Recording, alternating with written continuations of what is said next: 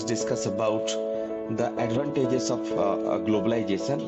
Yesterday, actually, we dealt with various factors related to globalization. We discussed about the stages of globalization. We also discussed about the methods of globalization. Now, let us discuss or dive deep into the advantages of globalization.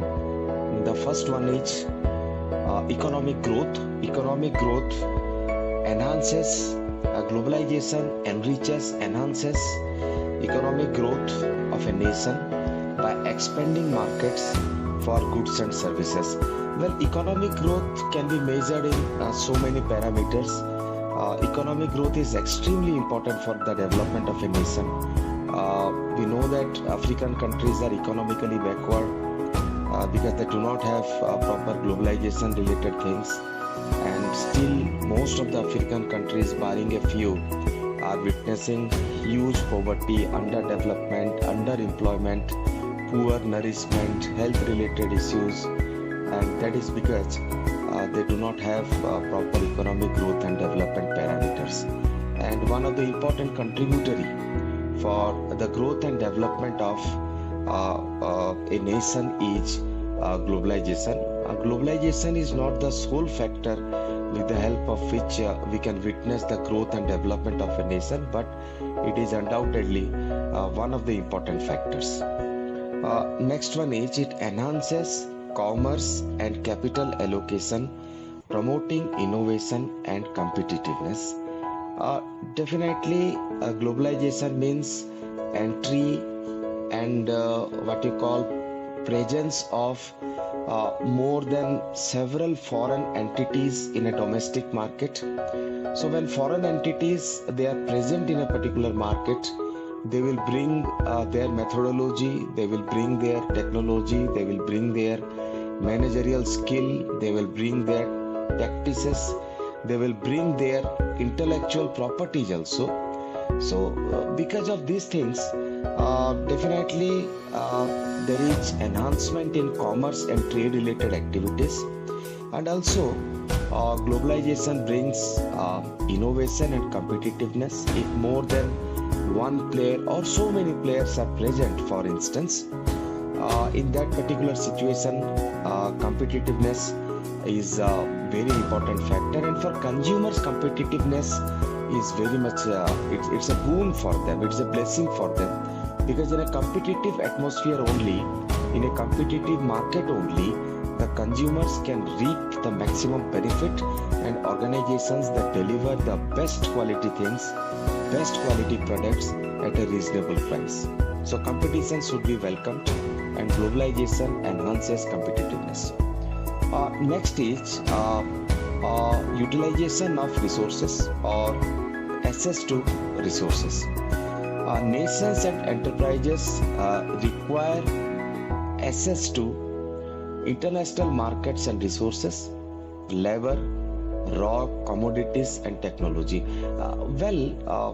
It's a oft repeated thing that we are just now discussing, that there should be technological penetration, there should be labor work penetration, there should be methodological penetration, and these things actually uplift the international scenario. So when enterprises they work in different environments, they enrich such type of things, like they enrich the technological landscape, they enrich the employment landscape, they just uplift the what you call living standard of the people in that particular area.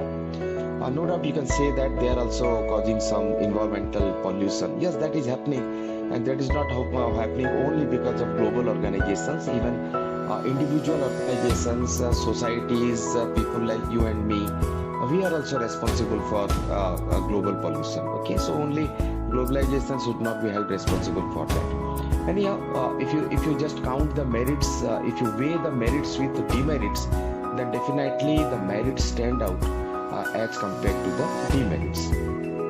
Facilitates the effective distribution of resources worldwide. So it's really good to have globalization, because countries they have got different type of talent pools, And with the help of globalization, there is a spread of talent pool. All right, and countries, developing countries, underdeveloped countries, nurturing countries, budding countries, they actually get lot of opportunity to learn from multinational corporations or corporations which are very strong in research and development. So that actually happens when there is globalization. There is job creation.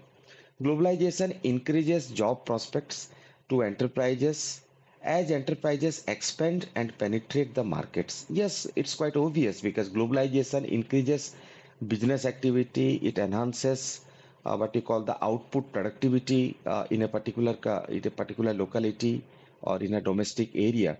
So by that, what happens? The job prospects also increase, the job creations also increased. That actually happens. Next, countries with a surplus or uh, labor abundance, those countries which have, can uh, entice international investment, resulting in employment creation. Yes, so those countries which are having abundant amount of surplus with them, such countries are there. New Zealand is one such example. They have surplus budget. So most of the countries, including US, India, their economy is based upon deficit budget. But certain countries like New Zealand, their economy is based upon surplus budget. Likewise, many European countries, US, Canada, they have got surplus resources within their territory, and these resources they get transferred from their country to other countries through globalization, and this is good thing because the countries which are devoid of those resources can make use of such resources to increase their productivity. Next is cultural exchange. Globalization promotes cultural exchange and the dissemination of knowledge, technology, concepts beyond national boundaries. So you find these days our students, they are also studying in foreign countries. Our IT professionals, they are working in foreign countries. So going to foreign countries, staying there, working there has become a very common practice nowadays. 30, 40, 50 years back, going to abroad was a dream for the people of Indian origin. But these days, it has become very, very common, and thanks to globalization, because of globalization, this thing has happened actually. Next is lower costs for consumers. Heightened rivalry in international marketplaces results in reduced pricing and enhanced product quality. So competition brings the best for the consumers. Well, the best example is Geo. When Geo services, 4G services were launched for the first time, sometime in 2016, if I remember, at that time the prices of internet were very high. Cyber cafes used to exist, and people used to visit cyber cafes for doing any net related work. But after the arrival of Geo 4G services, cyber cafes are shut down. People are using internet services at a very cheaper price, and we are living in a digitalized, revolutionary era. So this is what happens when there is globalization. The consumers are immensely benefited. They get the prices at a reasonable price, the commodities at a reasonable price, and they are benefited. Middle class people and even lower category people who live at the lower levels of the society, people whose income levels are below the threshold limit, even they can uplift their living standard with the help of reduction in the cost prices of different commodities and services that happens with the help of globalization. Globalization has got merits, no doubt, and the merits outweigh the demerits in the same way. There are merits, demerits also of globalization. Let us discuss them one by one. The first one is economic inequality. Globalization can exacerbate, that means increase or enhance, income inequality both within and in international landscape, since certain entities get disproportionately more advantages than others.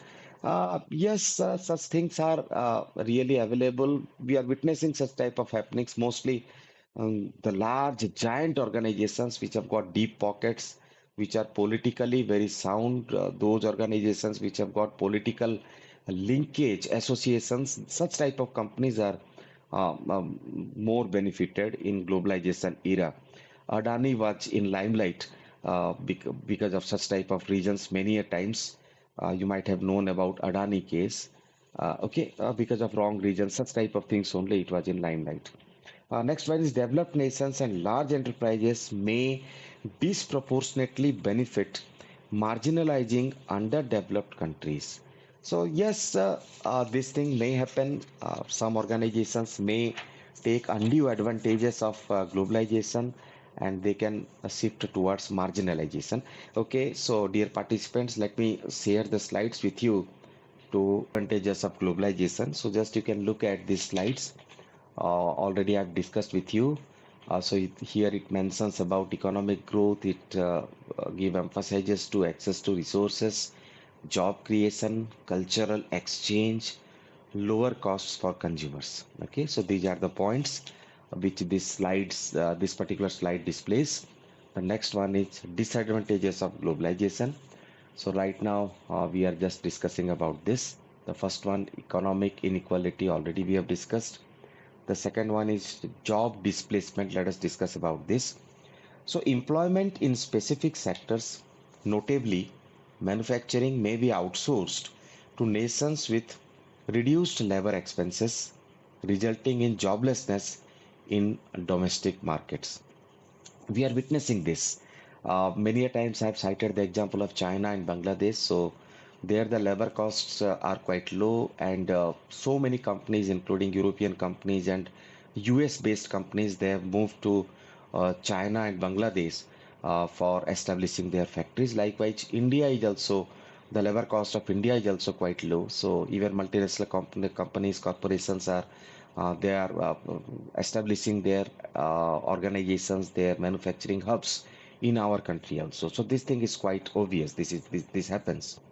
Next one is employees may encounter job insecurity and stagnant salaries as competition escalates. The brightest example is right now, which is happening in IT sector. Because of US uncertainty, the IT sector is witnessing such type of issues. Recently, Infosys has just delayed its promotion and salary hike for its employees.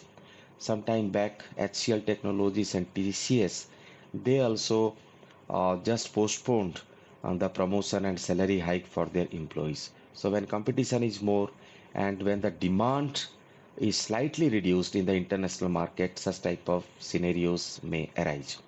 The next one is cultural homogenization. You see, let me discuss about homogeneity and heterogeneity.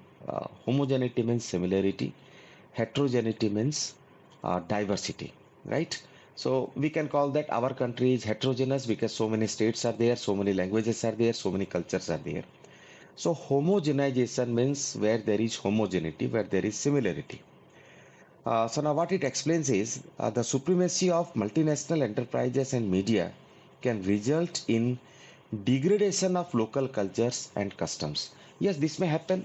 You will find that after 30 or 40 years from now, more and more multinational companies they will come to our country and they will dilute the culture. Right now also there is cultural dilution. If you go to metro cities, you will find this particular thing that Indian culture people are living the habits, the eatery habit also.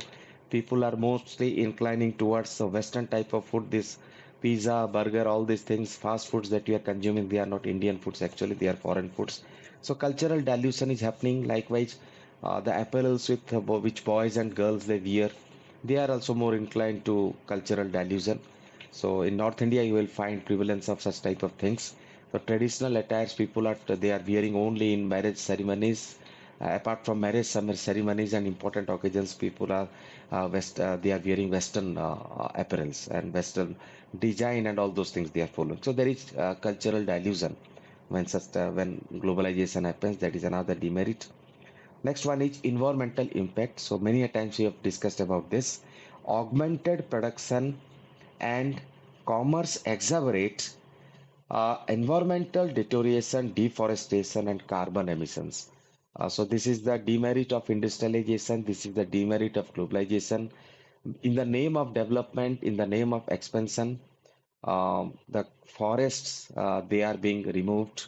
Recently in Brazil, we found that large area of Amazon forests were cut down.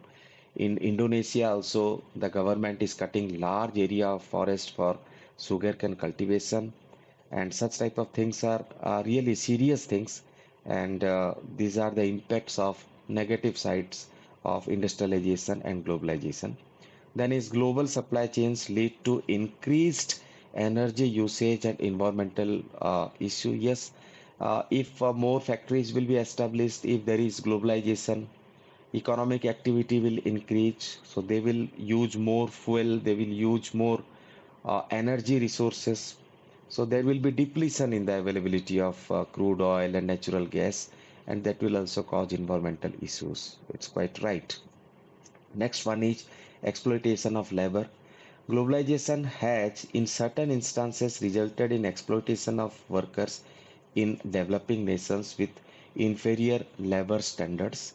Yes, this thing we can witness, because if you look at the labor laws which are there in developed countries, and when you compare the labor laws in Bangladesh or some other country, they are different.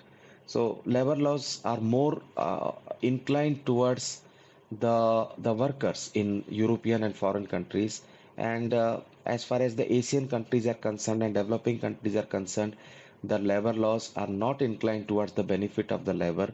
Rather, they are more tilted towards the industry's growth, their interest. Yes, in some cases, such type of things are there definitely. Substandard working conditions, inadequate salaries, and inefficient working rights may ensue from the pursuit of cost reduction. So, for reducing the cost, organizations usually take resort to substandard working condition. They can take resort to reduced amount of salary. They can take resort to what you call insufficient working rights, workers' right, in fact. So because of such type of things may happen, mostly such type of things are witnessed whenever there is a recession or downturn in the economy. Such type of things are usually witnessed. But every aspect has got merit and demerit, right? So these are the demerits that we discussed. This is a more very what you call practical subject, globalization, very interesting subject also. So I will close today's session, and let me just commence with question and answer session now.